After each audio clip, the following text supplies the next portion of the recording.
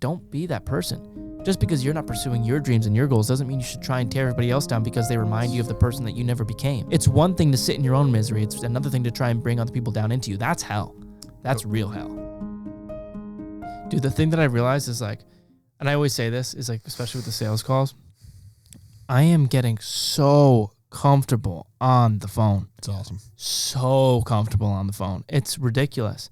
It's like this weird sense. I realized it not when I was on the phone, although I do, but when I was talking to Alex about door knocking for him, for his business, for his car washing stuff, because I feel so confident in my ability to just persuade people to get me to do stuff, to give them whatever I want.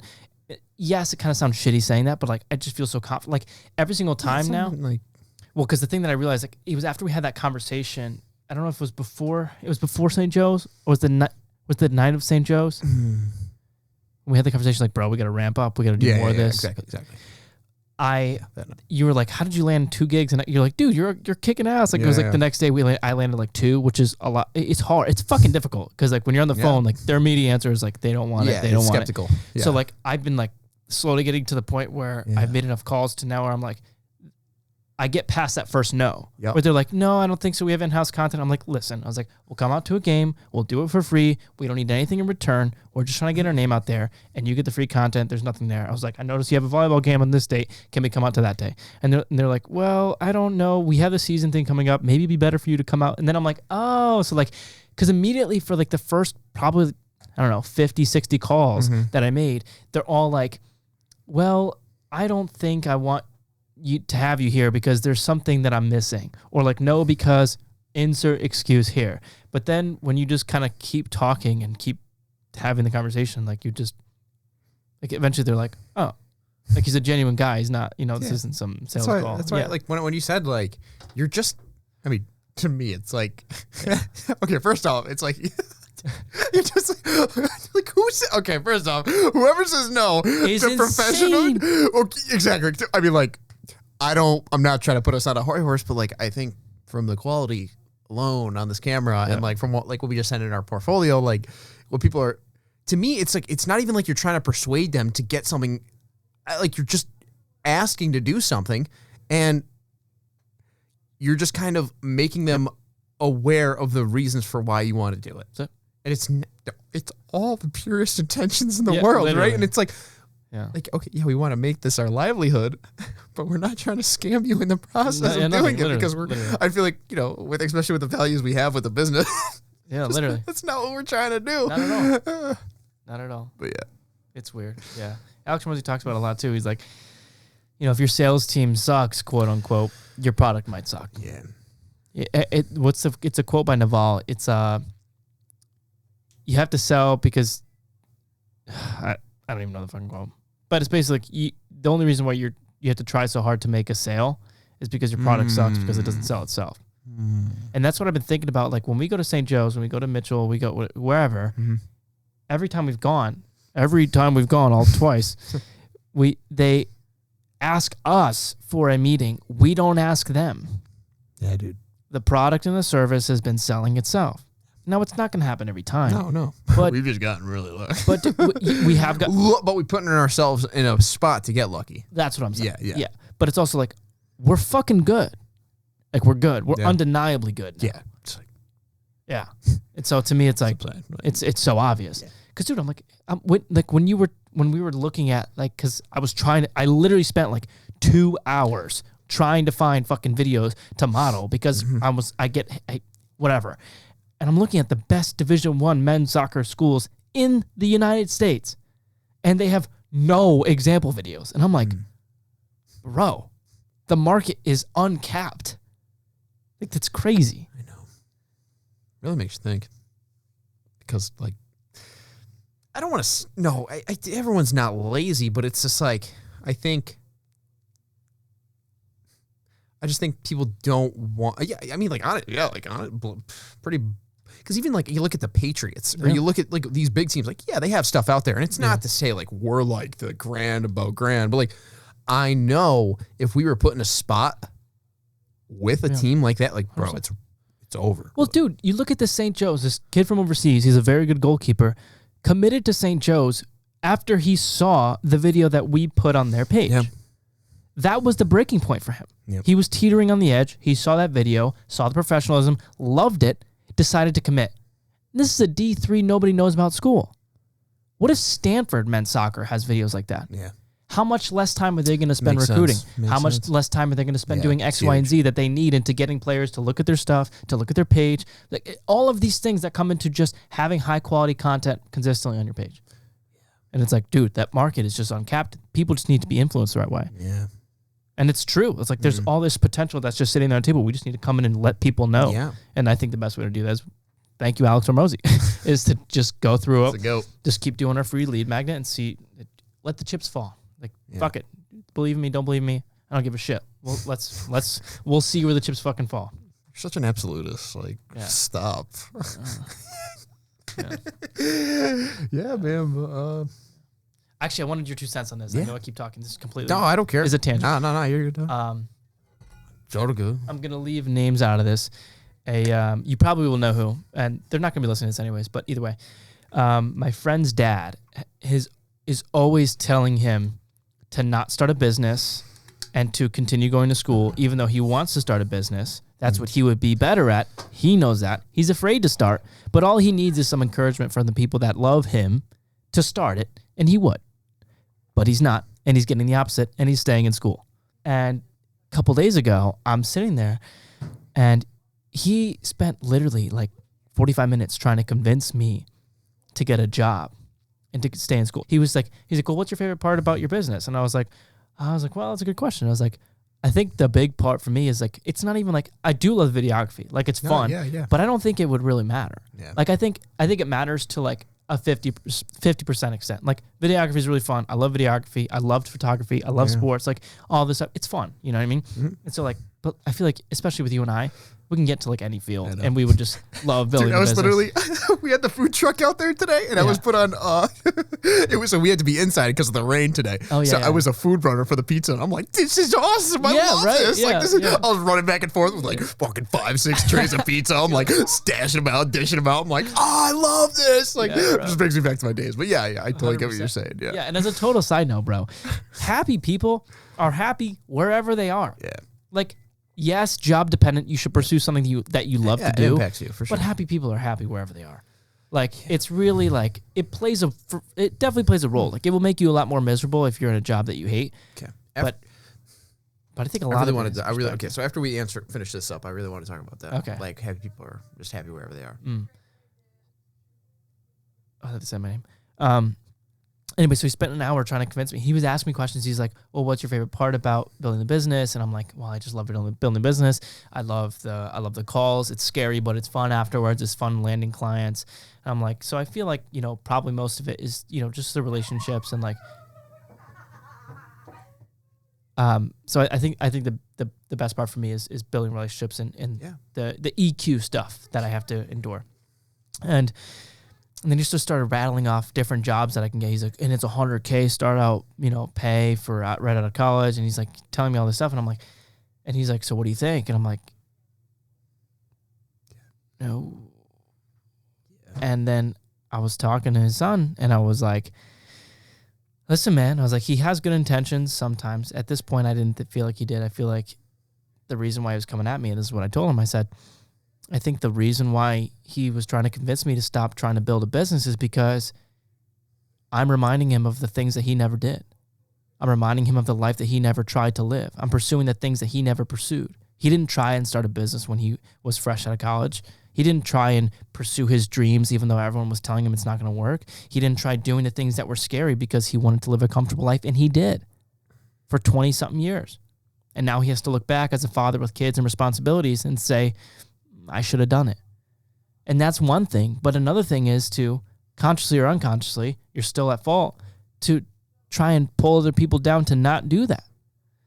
And I get to sit in a position where I'm conscious enough to be like, ugh, but what about his son? He's going to keep going to school. He wants to start a business. His heart wants to start a business. You can look at him. I'm watching him talk to me, and he makes eye contact when he talks about building a business. And the second he talks about going to do his bullshit school stuff and hit his safe path with benefits, he looks away. He doesn't look at me. He can't look at me in the eye. And I can't even say that to him because it's going to crush him because he's not ready to hear it yet. But I don't want to say the sole reason, because the sole reason is him, but a huge impact and influence is coming from his dad. And it's like, fuck. A, I'm super blessed not to have that pressure, that same level of pressure. But B, it's like, dude, don't be that person. Just because you're not pursuing your dreams and your goals doesn't mean you should try and tear everybody else down because they remind you of the person that you never became. It's one thing to sit in your own misery. It's another thing to try and bring other people down into you. That's hell. That's real hell. The worst part is his dad probably doesn't even know what he's doing. That's exactly what it's like sad. Because I was talking about it and I'm like, because his dad did start a business about real estate and stuff like that, but it's never going to scale as much as it would have if he'd started when he was in his 20s without responsibility like we are. And so to me, it's like he has a small taste of what it could have been if he had 20 extra years of compounding. Yeah. And it's like, God. Like, what would you do? Like, what am I supposed to do in a situation? He just got to either die to his dad or die to his dreams. It's as simple as that, man. Simple as that. I mean, I know my dad. Yeah, but yeah, man, I feel for him. It's tough. I mean, I don't necessarily know what he's going through, you know? It's a lot different kind of coming at it from, we have, our own kind of cases, but I'm sure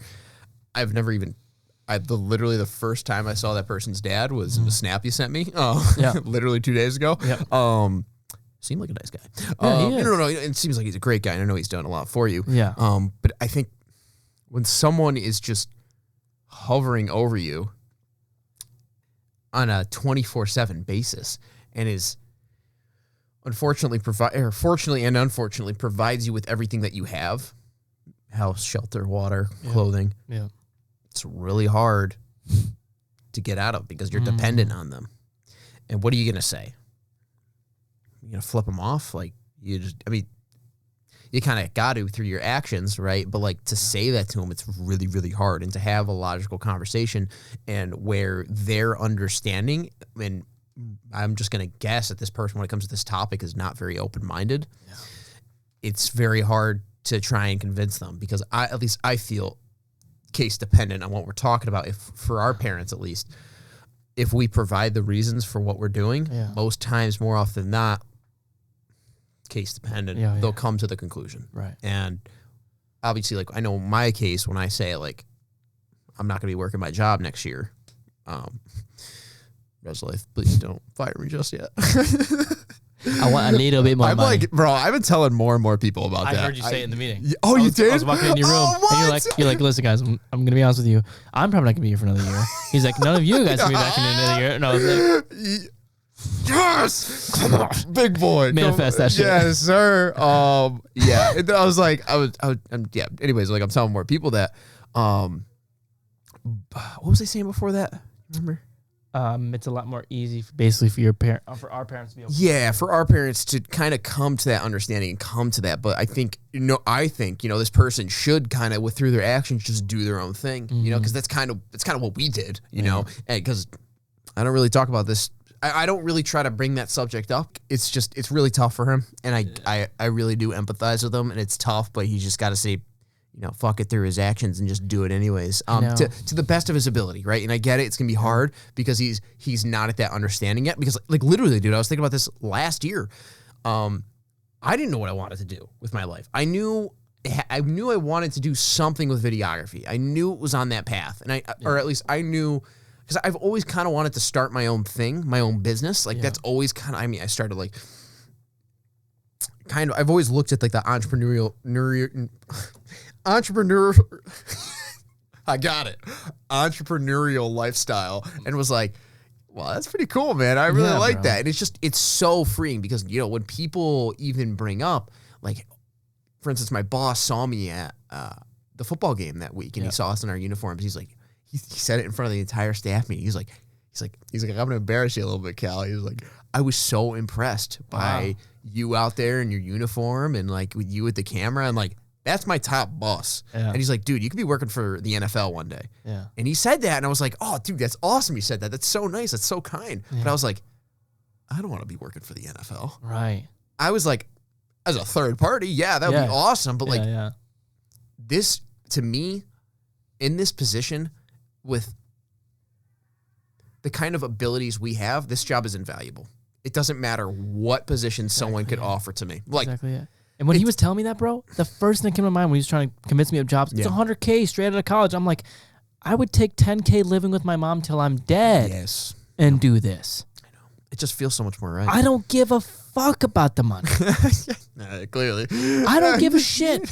I don't give a shit. No, really. Like, I do, but in terms of priorities, no, bro. Yeah. I'm not going to fucking go get a safe and secure 9 to 5 so that I can make more money. For what? It's sickening. For what? Man. But the conversation always comes down to, excuse me. The conversation always comes down to, it's just so unlikely that it'll work out for you. And then I'm saying, and then I don't know how else to tell him, like, I get I'm not Elon Musk, but I don't know how else to tell you that I know I'm a 1% person besides telling you just wait and see. And that's all I can say because I have no evidence. Yeah. I mean, I guess I do. Like anecdotal habits, like who do you know that does all the things that Cal and I do on a day-to-day basis? Yeah. Like who do you know that's willing to put in this work? Yeah. But I would be wasting my breath. It's like there's no results to speak for it. So it's like, I just have to stay quiet and be like, yeah. The thing is, like, we're not going to stop trying. That's it. We're not going to stop. Like, Yep. It's just not going to happen. Like, it doesn't matter if we lose all these cameras, if they get blown up, like we'll figure it out. We're going to figure it out. Right. We'll figure it out. Like, shit goes under.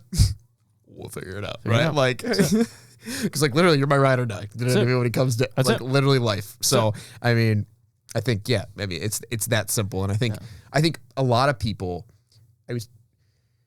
you just have to be adequate to be dangerous in today's society. So, I have a few good habits, and wow, you're like above everyone, which is kind of scary. Like I think you brought it up one time. It's like when people walk into your room and they see your bed made.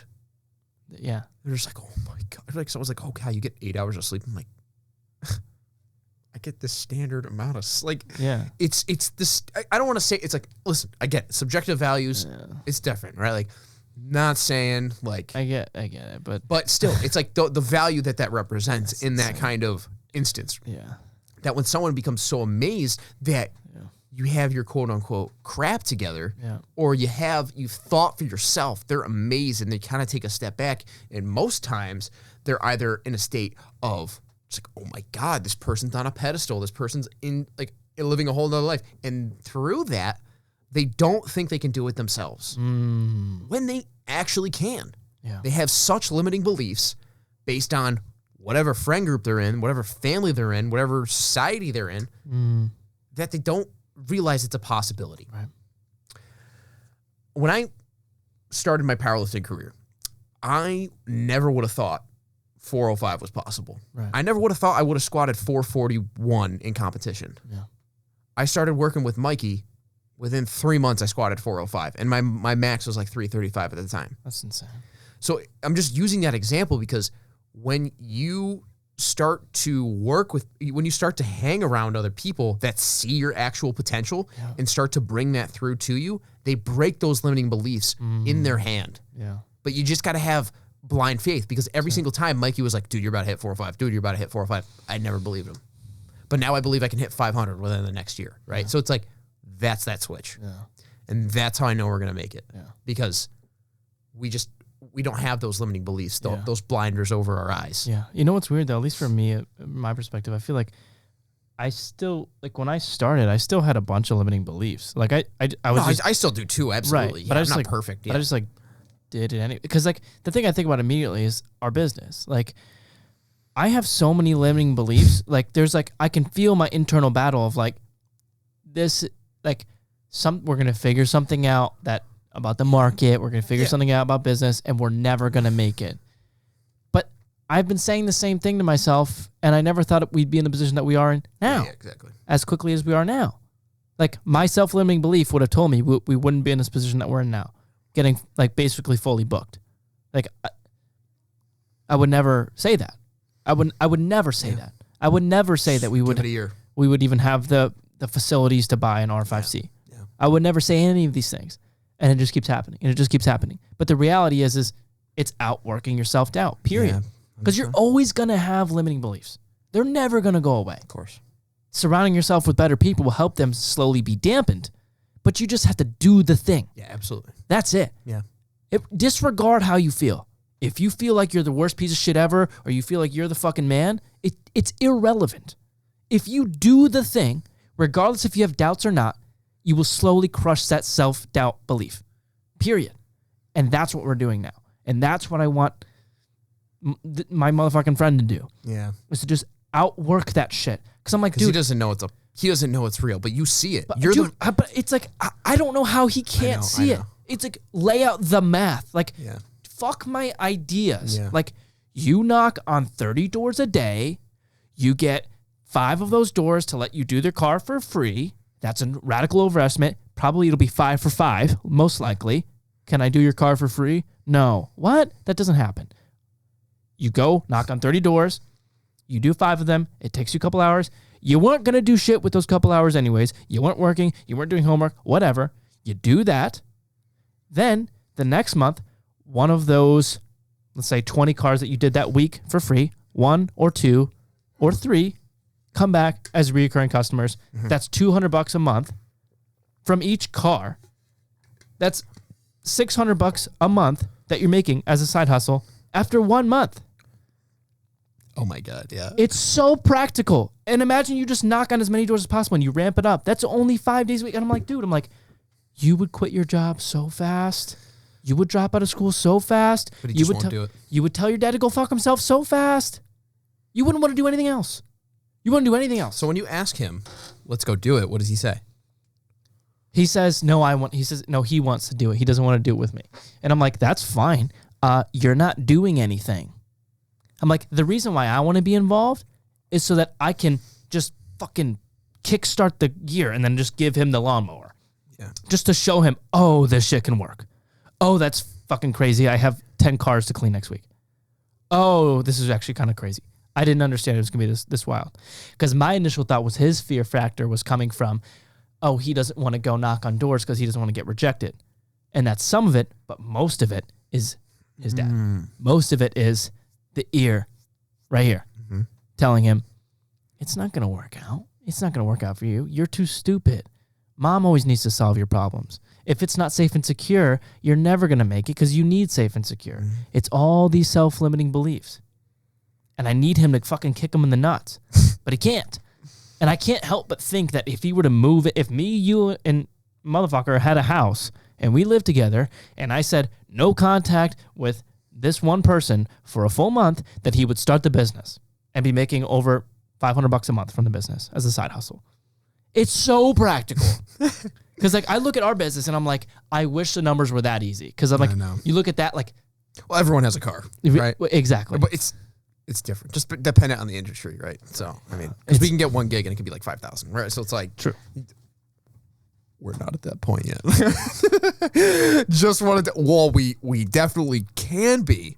We're on the road. But we just we're getting to a point where we're trying to make those contacts. So yeah. How long have we gone? 5:55. Okay. Do you want to touch on what you were going to say earlier? Yeah. About No. happy So, I mean, people yeah. So jobs? no. I think. Well, I want to kind of hear your thoughts on that. Like, why are happy people always happy wherever they go? I think it's ultimately, if you keep boiling it down, because perspective is a choice. Perspective is a trained choice. Yep. Because it's like I remember when I was working at the golf course, and this happened all the time. And I think this is one of the first things we actually ever talked about. There was this one shitty part of the job that was like the most physically grueling and annoying. And you'd have to go, it's called picking the range. And you have to go down this loud ass machine to go get all the golf balls off the range.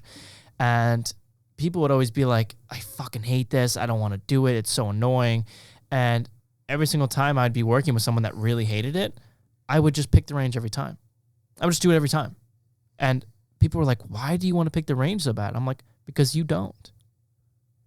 And it brings me immense amount of energy and joy to know that I'm making your life easier. And that perspective of just like, I just wanted them to feel better at work because A, it made their job more enjoyable, but B, it made my job more enjoyable. But no one loses. Service. That's it. But that perspective is just a choice. It's just a choice. Because I work with other kids that are exact same way. Christian Luca, shout out to Christian. He's the same fucking way. Him and I would always battle with each other to do the harder job because we always wanted the other person to have to do less because we just wanted to be good people. And it made the job more energizing, fulfilling. We're washing off fucking golf clubs. We're refilling anyone can do it. It's mindless work. It's annoying. It's physically grueling. You're sweating your ass off. You stink. You're tired. You're up at fucking 4 a.m. But that perspective was a choice because there are people that went in and complained the whole time. Like, the baseline is no one enjoys the job inherently. It's not fun inherently to do. We all start at that base. Why do I have fun at work and you don't? It's a question. Why not? Because of chemical imbalances, or it's because I'm choosing to look at things a certain way? Because I know me in high school would have fucking hated it. Well, I did work. Me freshman year of high school would have hated it. But me senior year of high school loved it. Yeah. Why? Because perspective is a choice. And there's people that are going to be happy at work. And there's people going to be pissed off at work. The situation is the same exact situation. You have the same job. You're wearing the same shirt. Doesn't matter. One person's happy, one's not. Why? What do you think? Yeah, no, I keep thinking about, like, because this past Wednesday, I told you about what happened. Oh my God, it was, I can't say what happened, but like I was on, for context, like I was on call for like the entire campus, right? So like if an issue happens, they come to me, and it was like, we have like this thing called active duty where it's like, we have like resident assistants in each hall, right? And they're like kind of, at the front desk if anybody needs anything, right? And we had some extremely, extremely high level cases that, like, I'm not going to obviously disclose what's going on, but like I was dealing with that for like 6 hours straight, and it was nonstop, 24/7. Boop, boop, boop, boop, boop. You know, it's like, I'm like, and I texted you, I'm like, you're the DOD. It's like, I was kidding, but like, still, it was grueling. But in that process, what I was thinking to myself was how, even though this sucked in the moment and it was awful, like what I always say about, especially with the position, the RA position and things like this, like being in the military, being like a police officer or something like that, I'm not putting these on the same plane at all, right? But saying like being in those kind of jobs where you're doing a lot of crisis management and crisis kind of situations and uncomfortable services that you have to do, such as like managing people's behavior, right? Like who wants to do that, right? No one. Correct people. Like you're indirectly benefiting yourself so much. Yeah. And within those moments, what I was thinking throughout the entire night was, if I can get through this, the first thing I was saying to myself was, no matter, when I went into these situations, I always say to myself, I know I'm going to get out of this. I know there's going to be a solution. And just having that in my brain really allows me to maneuver through these situations because I know a solution is going to come. Right. And so also too, what happens is I realize that indirectly I'm building great skills at the same time too. So for instance, like when we're doing an edit, or you're doing a sales call and you're like, oh my God, this is so uncomfortable. Oh my God, this edit sucks.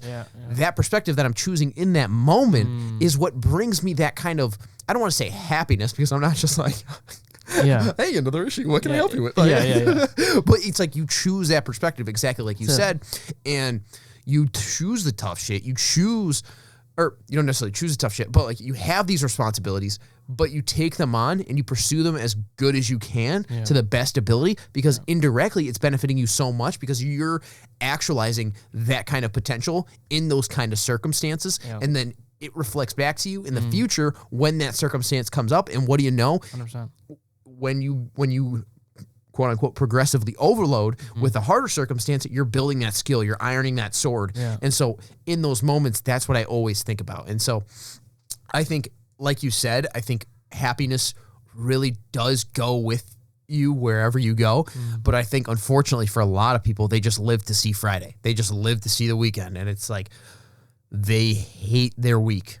And I get it, right? Like the job, the environment, like it might not be it, right? But it's like, that's why I always, or at least people I'm around and like people that I know in my close circle always, or people that I just know love to work and love to just put their all in it and everything, is because they're just going to, even though the reasons for what they're doing and the intentions may not always be 100%, they still just put their nose down and go all in on it. And it's like, that just benefits them so much rather than just passively sitting back and half-assing things. And I think it was a tweet that you put on your Instagram about how people just go to work, come home, argue with their partner, walk the dog, watch TV, go to bed, repeat.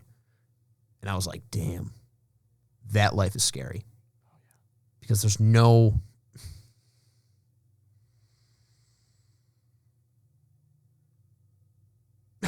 like real activity in their life.